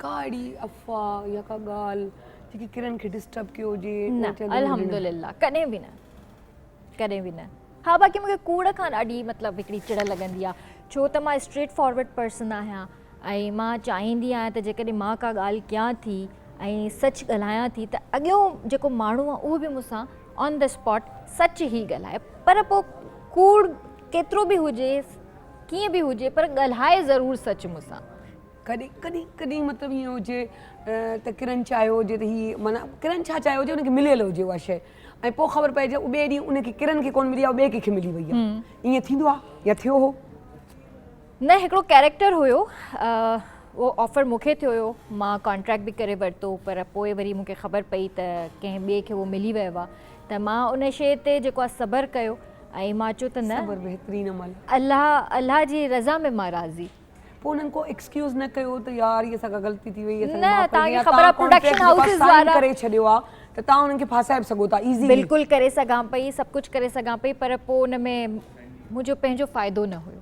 पंहिंजो फ़ाइदो न हो इज़त जी रिस्पेक्ट न हुई पर हुननि जी रिस्पेक्ट तव्हांजी नज़रुनि में किरी ख़राबु ऐं उन खां पोइ ईअं आहे जो अॼु ताईं हू तव्हां खां इहो कमु न कराए ऐं सघंदा तव्हां यकीन न कंदा अॼु उहो डायरेक्टर मूंखे इंडस्ट्री में नज़र बि नथो अचे बेईमानी किथे बि कमु कोन ईंदी आहे चवंदा आहिनि न अमल जो दारो नियत ते आहे तव्हांजी नियत सुठी हुजणु खपे छो जो जेको चोर या बेईमानी खे ठगी कंदो आहे न तव्हांजे हिन बच्चा बराए फ़रोख़्त ते बि हिकिड़ी वॾी कहाणी आहे जेकी आउं ऑफ स्क्रीन कंदसि छो जो कुझु शयूं अहिड़ियूं हूंदियूं आहिनि जेकी कोन कबियूं आहिनि सो आउं किरण खे ज़रूरु ॿुधाईंदसि उन ड्रामे थियण ते वॾियूं तकलीफ़ूं माण्हुनि खे पहुतियूं हुयूं ऐं पर उन्हनि वॾनि माण्हुनि कयो हो उन्हनि ऐं वरी पोइ बहरहाल लाइफ जो हिसो आहे माफ़ करण में ई वॾी जी जेको आहे अज़मत आहे बहरहाल ट्रैवलिंग जो केतिरो शौक़ु आहे ट्रैवलिंग जो तमामु घणो शौक़ु आहे तमामु घणो शौक़ु आहे मतिलबु शादी खां पहिरियां बि मां ॾाढी ट्रैवलिंग कंदी हुयमि शादी खां पोइ बि मां काफ़ी ट्रैवलिंग कई हस्बैंड सां गॾु जेसि ताईं बेबी न थी हुई ऐं वरी माशाल्लाह जॾहिं खां बेबी थी वई त पोइ त ज़ाहिर आहे लाइफ चेंज थी वञे हा किथे किथे घुमिया आहियो मां माशाल्लाह दुबई में त 4-4.5 साल रही आई आहियां मां बाकू वई आहियां मां टर्की वई आहियां मां मलेशिया वई आहियां मां थाईलैंड वई आहियां ऐं सॼो मतिलबु पाकिस्तान सॼो घुमी आहियां माशाल्लाह सां घुमी शौक़ीन आहियो अच्छा वरी हिकिड़ी ॻाल्हि आहे अहिड़ा त कोन आहियो न ट्रेवल वारा त चऊं त बुर्श बि गाॾीअ में कजे न न न न लेज़ी न आहियां मां लेज़ी सफ़र करण में एतिरी एक्टिव आहियां जो लेज़ी न माना जीअं सफ़र था कयूं सफ़र में हलंदो रहे उहा गाॾी हलंदी रहे जीअं आउं चाहींदीसि हलंदी रहे अगरि किथे आदसि राति बि उन में हुजे ॾींहं बि हुजे बीहूं त उन गाॾी में सफ़र कंदा रहूं वरी गाॾी बीहारजे बुर्श बि करिणो आहे त बि बुर्श कजे हा अगरि अहिड़ो को टाइम अची वियो अलाह न करे अगरि को अहिड़ो टाइम अची वियो त करे वठंदासीं शॉपिंग केॾा क्रेज़ी आहे शॉपिंग जा न एतिरी घणी न मतिलबु लिमिटेड यकीन कंदो तव्हां त मां उहा छोकिरी आहियां जो मूंखे अम्मी पहिरियां ई चयो हुयो त तुंहिंजो हस्बैंड जेको आहे न मतिलबु ॾाढो ख़ुशनसीबु आहे इन शइ में कीअं मैनेज कंदा आहियो वार्डरोब खे बसि अलाह कराए थो केॾी सुठी ॻाल्हि अलाह कराए थो ऐं इहो फ़ाइदो आहे डिज़ाइनर मां शुक्र ई सबर वारी छोकिरी अड़े ॾाढी सुठी ॻाल्हि हालांकि बिल्कुलु डिफरेंट थी चुकी आहे किरण मूंखे ॾाढी ख़ुशी पई थिए एतिरे टाइम खां पोइ मुलाक़ात थी पर ॻाल्हि वणे पई छो जो हर छोकिरीअ खे ईअं थियणु घुरिजे अच्छा मेकअप पंहिंजो पाण कंदा आहियो ऑलमोस्ट तक़रीबन हा ऑलमोस्ट तकरीबन सॼो पाण कंदा आहियो। तकरीबन हा। यार ज़बरदस्त, इहा बि सुठी ॻाल्हि आहे। हलो मेकअप में त चयो छोकिरी तव्हां पाण कंदी आहियां, हलो इहा सुठी ॻाल्हि आहे। बाक़ी हेयर स्टाइलिंग लाइ ज़ाहिर आहे मूंखे मेकअप आर्टिस्ट जी ज़रूरत पवंदी आहे, उहो मुंहिंजो पंहिंजो पर्सनल मेकअप आर्टिस्ट हूंदो आहे। थोरो घणो इहो त आउं ईअं ई कंदी आहियां, जॾहिं आउं हेयर स्टाइलिंग जेकी आहे न हेयर स्टाइलिंग में जेको न थोरो डफर आहियूं अञा। एग्जैक्टली, मुंहिंजो त मुंहिंजी धीअ बि कंदी आहे काफ़ी। ज़बरदस्त। सो बहरहाल लाइफ आहे। अञा को शौक़ु अहिड़ो आहे त किरण चवे त मूंखे ही कैरेक्टर करणो आहे? न अल्हम्दुलिल्लाह मां सभु पंहिंजा कैरेक्टर सुठा कया आहिनि ऐं हींअर अहिड़ी का ख़्वाहिश न आहे त मतिलबु अञा कुझु कयां। अच्छा, पहिरीं हिकिड़ो ईअं चऊं न पाण खे जो सिंधी में चऊं, उर्दू में पटाखो टाइप हुआ पहिरीं शुरूअ में जॾहिं अनमैरिड हुआ, छो जो आज़ादी टीनेज त उन में ईअं चऊं त कुझु एडवेंचरल हुआ त कुझु एडवेंचर बस इहो ट्रैवलिंग जो शौक़ु हूंदो हुओ, ॾाढो एडवेंचरस हूंदी हुअसि ॾाढी। त मतिलबु हाइकिंग करणी आहे ऐं जेको आहे मूंखे वञिणो आहे नॉर्दर्न एरियाज़ वञिणो आहे, पर कुझु बि थिए मूंखे वञिणो ई आहे। वञिणो ऐं उहो वाकई तव्हां घुमिया? हा। अञा का बि अहिड़ी का ख़्वाहिश कोन्हे जेकी न पूरी थी हुजे, या चऊं त तव्हां उन्हनि ख़ुशि नसीबनि मां आहियो जंहिंजूं सभु ख़्वाहिशूं पूरी थी? अल्हम्दुलिल्लाह, आई कैन से। ॾिसो केॾियूं मिठियूं केॾियूं सुठियूं ॻाल्हियूं पिया कनि, ऐं अहिड़ियूं कुझु ॻाल्हियूं या कुझु इंटरव्यूज़ अहिड़ा हूंदा आहिनि, कुझु महिमान सां अहिड़ा हूंदा आहिनि जेको वाकई उन जूं ॻाल्हियूं वणंदियूं ऐं दिलि खे लॻंदियूं आहिनि त वाकई सच पियो ॻाल्हाए, कूड़ कोन्हे ऐं फेक कोन्हे।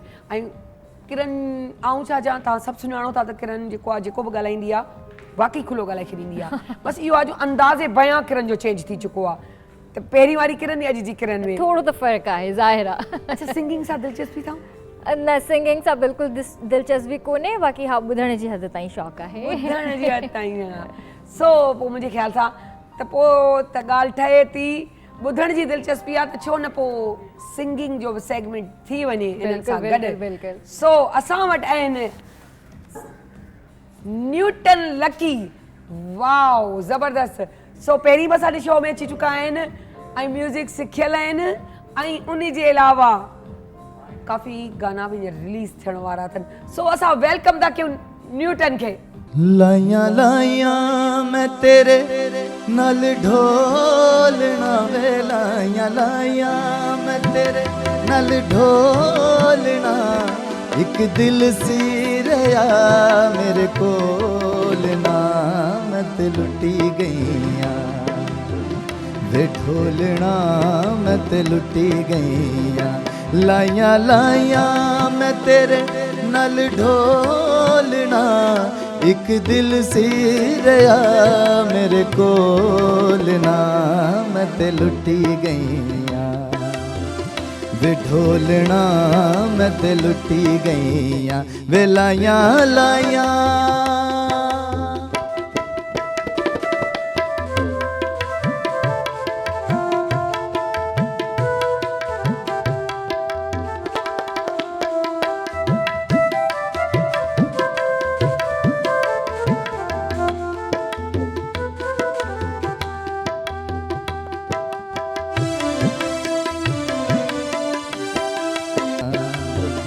वे ढोलना मैं ते लुटी गईयां, वे ढोलना मैं ते लुटी गईयां, वे ढोलना मैं ते लुटी गईयां, हो लाइयां लाइयां।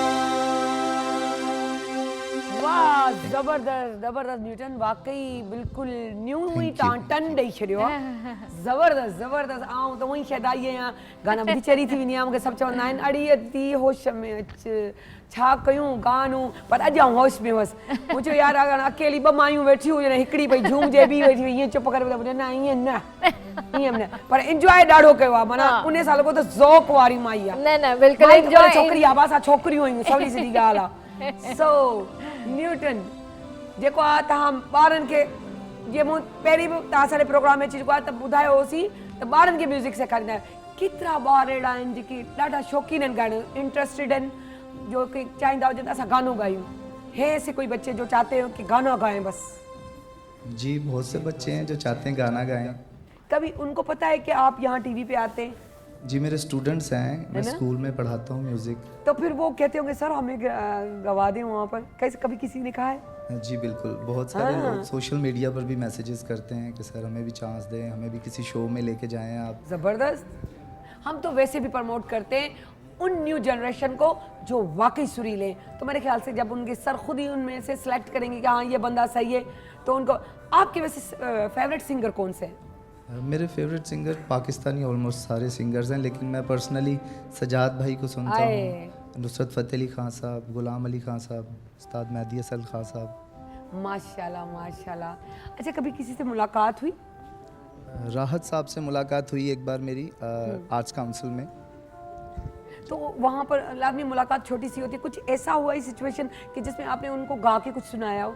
नहीं, ऐसा तो नहीं हुआ, लेकिन मैं एक्साइटेड बहुत था। मुझे बहुत अच्छा लगा कि मैंने अपने आइडियल सिंगर को एक दफ़ा इस तरह सामने देख लिया, तो मेरे लिए बहुत प्राउडी मोमेंट था और अच्छा लग रहा था मुझे। और गाना गाना सुनाना उनको सूझ ही नहीं रहा था बस। ज़बरदस्त। बाक़ी इहो हिकिड़ो मतिलबु प्राउड मोमेंट हूंदो आहे इंसान जे लाइ। अगरि कोई तव्हांजो पंहिंजो जेको आहे हिकिड़ो प्यारो अहिड़ो इंसान जंहिंखे तव्हां ॾाढो पसंदि कंदा आहियो ऐं तव्हां हुनजा फैन आहियो ऐं उहो अचानक तव्हांजे साम्हूं अची वञे न, त मतिलबु तव्हांखे ईअं लॻंदो आहे ॼण तव्हांखे सॼी दुनिया जहान जी हिकिड़ी अलॻि क़िस्म जी हिकिड़ी ख़ुशी मिली हुई। इहो ॾाढी सुठी ॻाल्हि कई। गाने सां इलाही माना ॿुधण जा ॾाढा शौक़ीन आहियो, जेको लॻे थो टची सब्जेक्ट, टची गाना, तव्हांखे माना उन सां टच थी वेंदा आहियो, माना तव्हांखे फील माना सुठो फील थींदो आहे। ईअं चवंदो जेको पंहिंजी फैमिली सां हूंदो आहे न टच में, उन्हनि में इहे जेको आहे। अच्छा, माशाल्लाह सां घणियूं भेण भाउर आहे तव्हां पाण में? असां माशाल्लाह 3 भेणूं आहियूं, 2 भाइर आहिनि। तव्हांजो नंबर लास्ट आहे? मां सभिनि में नंढी आहियां। सभु तव्हांखे पैम्पर्ड बि कंदा हूंदा, है न? इलाही कंदा आहिनि। हा, उहो पैम्पर्ड पन त चवां पई न नज़र ईंदो, जेको हाणे माशाल्लाह मैच्योर पन में अची वियो, ॾाढो सुठो पियो लॻे ऐं ॾाढो वणे बि पियो। सो ये हमारे अपना बहुत प्यारी सी क्यूट सी आर्टिस्ट फिर कम बैक हुई हैं कोई 8 साल के गैप के बाद, लेकिन वही स्टाइल, वही तरीका, कोई चेंजिंग नहीं आई, बल्कि और ज़्यादा प्यारी, खूबसूरत और सोबर सी बनकर आई हैं, और ज़्यादा, है ना? आर्टिस्ट में से आर्ट कभी भी खत्म नहीं होता। आए कितनी अच्छी बात, ये हकीकत बात कितनी अच्छी बात। पोइ चाहींदासीं त हिकिड़ो ॿियो को सुठो गानो थी वञे, न्यूटन अहिड़ो को गानो ॿुधायो जो वरी असां थोरो मैं आपको लुत्फअंदोज़ थियूं। ताफू खान साहब की बहुत खूबसूरत कॉम्पोजिशन मैडम नूरजहान ने गाई है। वाह वाह वाह वाह, ज़बरदस्त। तेरे बिन पलवी दिल नहीं उलगदा, तेरे बिन पलवी दिल नहीं उलगदा, दस की इलाज करां दिल मार जाने दा, तेरे बिन पलवी दिल नहीं उलगदा, दिल नहीं उलगदा।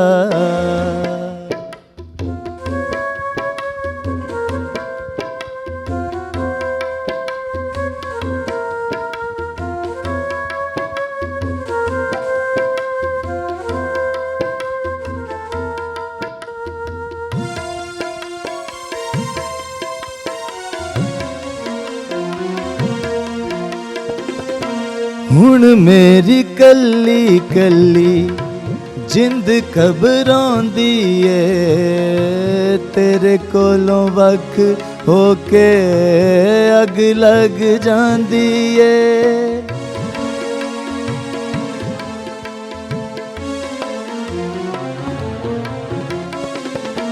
हुण मेरी कल्ली कल्ली जिंद घबरांदी ए, तेरे कोलों वख होके अग लग जांदी ए। सड़दा शरीर जिवें, सड़दा शरीर जिवें शमा परवाने दा, तेरे बिन पल भी दिल नहीं उलगदा, तेरे बिन पल भी दिल नहीं उलगदा। दस की इलाज करां दिल मार जाने दा, तेरे बिन पल भी दिल नहीं उलगदा, तेरे बिन पल भी दिल नहीं उलगदा।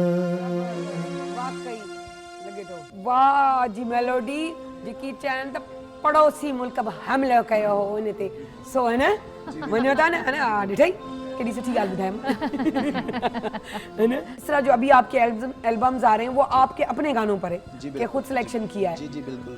तो किस किस्म की अपने उसमें है यूं कह के शायरी? सैड शायरी है और फोक मेरा जॉनरा है, ज़्यादा मैं फोक गाता हूँ पंजाबी, तो पंजाबी ही मैंने लिखवाया है। हमारे बहुत अच्छे शायर हैं जीपी मुत्रा, उन्होंने लिख के दिया है। बहुत जल्द इंशाल्लाह उसको मैं रिलीज़ करूँगा, आपको पसंद आएगा इंशाल्लाह। बहुत इंतज़ार रहेगा कि अब हमें वो भी सुनने पड़े जो आपके अपने सॉन्ग्स होंगे। अच्छा, मैडम नूरजहान को कितना गाया है? मैडम नूरजहान को मैंने गाया कम है लेकिन सुना बहुत ज़्यादा है, क्योंकि ये हमारे इस तरह के आर्टिस्ट हैं जिनको सुनने से सीखने को मिलता है, तो सुना इनको बहुत है। मेरे ख्याल से एक सवाल करते हैं, कभी ये दिल कोन चयो को मन ये लाइव बैठा हुयो प्रोग्राम से ता जे मुंह बेसुरी के चंदान गाए शुरू करे ऐं आऊं शुरू भी थी वेंदी आहियां, पहिरीं त ॾाढो शर्माईंदी हुई सुणी पार सुनी मुसा अमूमन असांजो पेयर हूंदो पोइ चवंदी न तूं बि गाईंदी ई शो न ज़बरदस्ती कयो चयो मूंखे हाण त अहिड़ी थी वई आहियां जेको अञा थिए कोन थो त नंढड़ी नंढड़ी ॻाल्हि ते गानो काफ़ी सां काफ़ियो मिलायां, पर हाणे उहे पूरी उन ॻाल्हि नथी छॾणु चाहियां। अॼु वरी मुंहिंजी अंगूठी शुरू थी वेंदी, बहरहाल थी वई उन ॻाल्हि वांगुरु कोन थी कयां पर थी वयूं। सो ये थी सो कॾहिं तव्हांखे इहा सिचुएशन आई आहे गाए इलाही दफ़ा मुंहिंजे पंहिंजे ई शो में इलाही दफ़ा ईअं थियो आहे, पोइ मजबूरन ॻाइणो पवंदो आहे। ऐं पोइ को सिंधी गानो पाण गॾिजी बेसरो गायूं केॾो मज़ो ईंदो। न सिंधी गानो बेसरो थी नथो सघे, छो त सिंधी ॿोली आहे एॾी मिठड़ी, मुंहिंजी धरती माउ आहे ई एॾी सुहिणी, त इहो मतिलबु अगरि मां बेसुरो गायां बि त उहो सुरीलो ई लॻंदो। पाण ॿिन्ही जे बेसुरे जो वियो त कहिड़ो ॻाइणु खपे जेको पाण ॿई गॾु गायूं यादगार थी? हा मां सिंधी आहियां। हा हलो ठीकु आहे, मूंखे जेतिरो मूंखे हा मां सिंधी आहियां, हा मां सिंधी आहियां, ॿोलिया ॿोली मिठी, ॿोलिया ॿोली मिठी, हा मां सिंधी आहियां, हा मां सिंधी आहियां, हा मां सिंधी आहियां। अरे वाह यार, एॾो मूंखां त सुरीलो आवाज़ अथसि यार। सलाम न दी न सलाम किरण, ज़बरदस्त। बिल्कुल भी न, मूंखे एक्टर ऐं होस्ट ई रहण ॾियो। वॉइस ओवर कॾहिं कई आहे? इलाही दफ़ा मतिलबु मां इलाही कमर्शियल्स जेके अॼु बि हाणे बि इलाही डब कया आहिनि, चाहे उहे उर्दू हुजनि चाहे उहे सिंधी हुजनि, टर्किश ड्रामा जेके आहिनि जेके प्राइवेट प्रोडक्शन वारा या कंपनीज़ वारा जेके डब कराईंदा आहिनि उहे बि काफ़ी कया आहिनि। डबिंग आर्टिस्ट बि आहियां। हींअर जेको बैक थिया आहियो त उन में कयो था रिसेंटली? हाणे कया आहिनि, कमर्शियल डब कया आहिनि, कुझु सिंधी कया आहिनि। ज़बरदस्त, सुठी ॻाल्हि आहे। तॾहिं चओ न ॾिस, ऐं पोइ आवाज़ किरण जो सुठो न हुजे थी नथो सघे। ॾिसो इहा ॻाल्हि लिखियल हुई, ख़बर ॻाल्हियुनि मां ॻाल्हियूं कीअं निकिरंदियूं, असांजे ड्राइंग रूम में ईअं थियो आहे, थोरो वसी बि त थी वियो आहे न ड्राइंग रूम।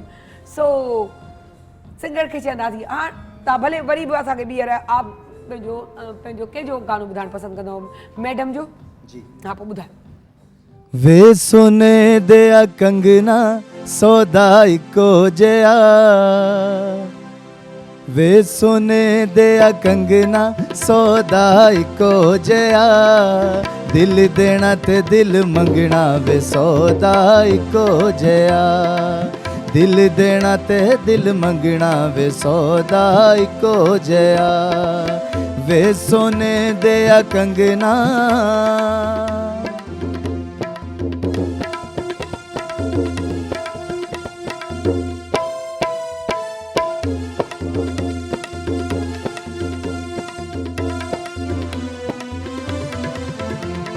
मैं नहीं हूं तकना वे तेनू अद्धा बुआ टोके,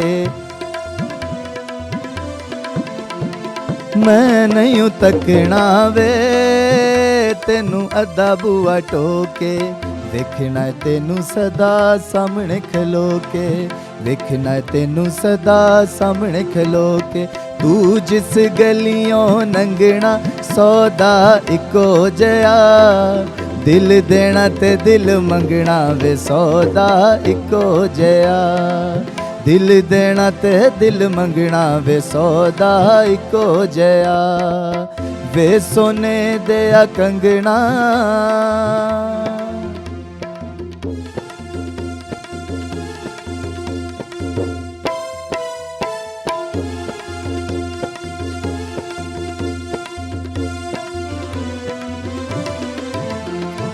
तू मेरी मेरे ढोलना बन गया तकदीर वे,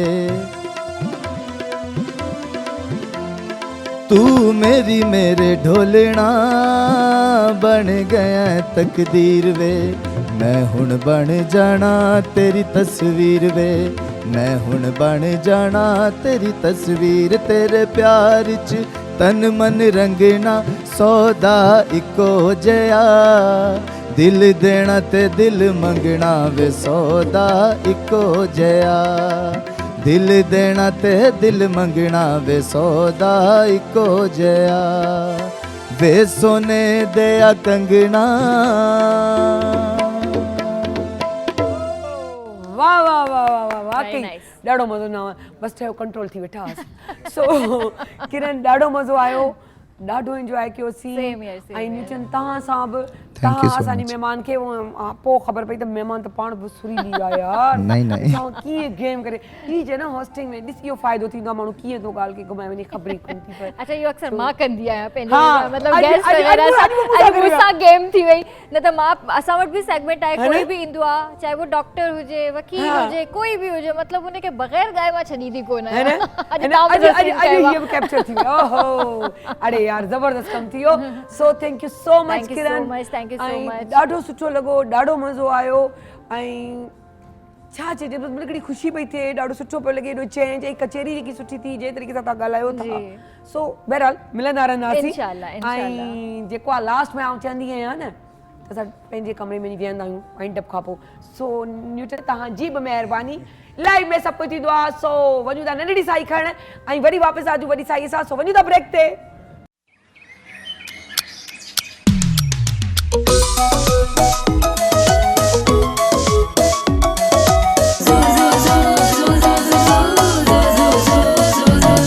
जॾहिं सिज थो घुरे त गुलड़ा टिड़न था, जॾहिं सिज थो घुरे त गुलड़ा टिड़न था, सुबुह जा नवां रंग ॾाढा वणनि था, सुबुह जा नवां रंग ॾाढा वणनि था, सुबुह जा नवां रंग ॾाढा वणनि था। Morning at PTV national, morning at PTV national, morning at PTV national, morning at PTV national.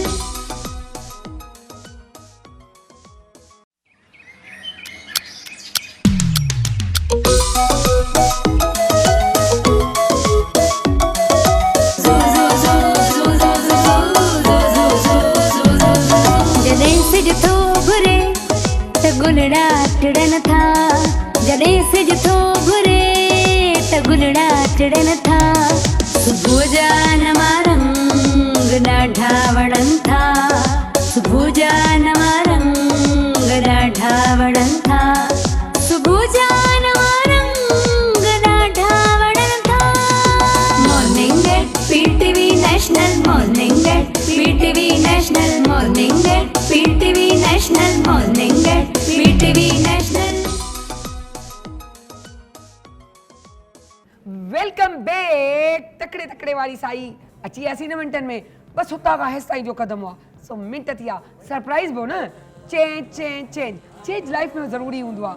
सो हाणे तयारी थी चुकी आहे बस पूरी। असांजी कढ़ाई जेका आहे सा तैयार थी वई आहे ऐं लास्ट में बस मां छड़ो इहा हिकिड़ी टिप ॾींदमि त कढ़ाई खे हमेशा कढ़ाईअ में ई ठाहियो ऐं कढ़ाईअ में ई खायो। कढ़ाईअ में ई खाओ त छा ॻाल्हि आहे। मुंहिंजे ख्याल सां त पोइ अॼु हिन मां कढो ई नथा।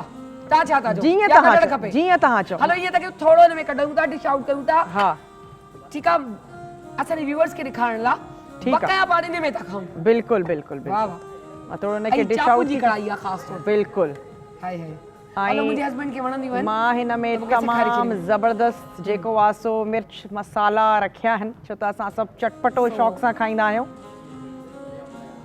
अच्छा छो त इन में कढ़ाई में घणो रस या ईअं न हूंदी आहे, पोइ बि ख़ैर मां हिन में ऐड कयो आहे, पर जेकॾहिं तव्हां करणु चाहियो त थोरी अञा बि शामिल करे सघो था। बसि थोरा मिर्च हिकिड़ी चाप रखंदासीं। मथां अचिणे वञे। ओए होए बसि ठीकु आहे, सही आहे, ज़बरदस्त ज़बरदस्त। सो हे बि अची वियो असां हिकिड़ो इहो मिर्च। एंजॉय कंदासीं। तव्हां जल्दी जल्दी बसि विझी बस ख़तम थी वियो, थोड़ा धाणा, थोड़ी अदरक, दैट्स इट। ऐं हमेशा वांगर चवंदी आहियां त पंहिंजो एहतिसाब कयो, पंहिंजी पाण एहतिसाब कंदो त मुश्किल कोन ईंदियूं। सो सायरा अली खान खे ऐं मुंहिंजी शेफ थैंक यू आबदा इजाज़त ॾींदा। सो पाकिस्तान जिंदाबाद।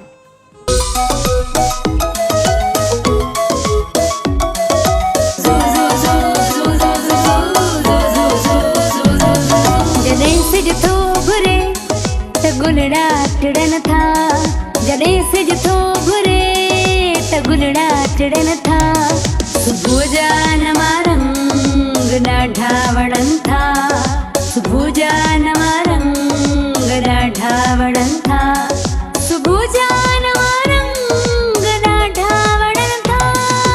Morning at PTV national, morning at PTV national, morning at PTV national, morning at PTV national.